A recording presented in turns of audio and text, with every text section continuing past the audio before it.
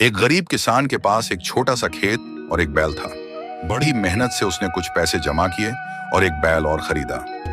जब वो बैल खरीद कर ला रहा था तो रास्ते में उसे 4 युवक मिले। उन युवकों ने किसान से कहा, क्या तुम इस बैल को बेचोगे? किसान ने सोचा, मैंने यह बैल 1500 रुपए में खरीदा है।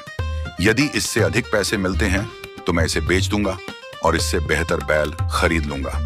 उस किसान ने उन लड़कों को बैल की कीमत 2000 रुपए बताई। लड़के बोले, कीमत तो ज्यादा है, क्यों ना किसी समझदार व्यक्ति को पंच बनाकर फैसला करा लें।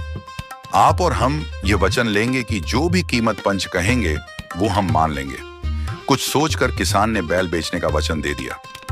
थोड़ी देर बाद वहां से एक वृद्ध व्यक्ति गुजरे।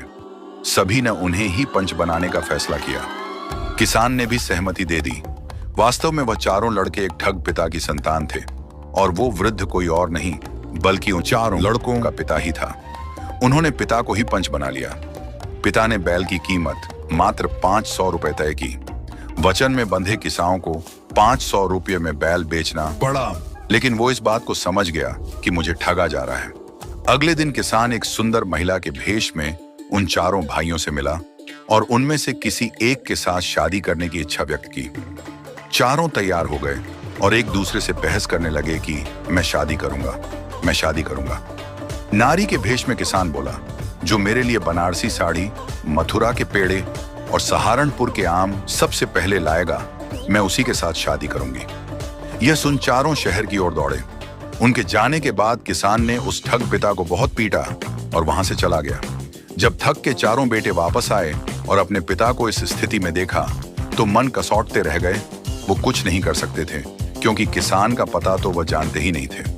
अगले दिन वह किसान एक वैद्य का भेष बनाकर उस वृद्ध ठग का इलाज करने पहुंचा और लड़कों को 4 जड़ी बूटी लाने के लिए अलग अलग भेजा।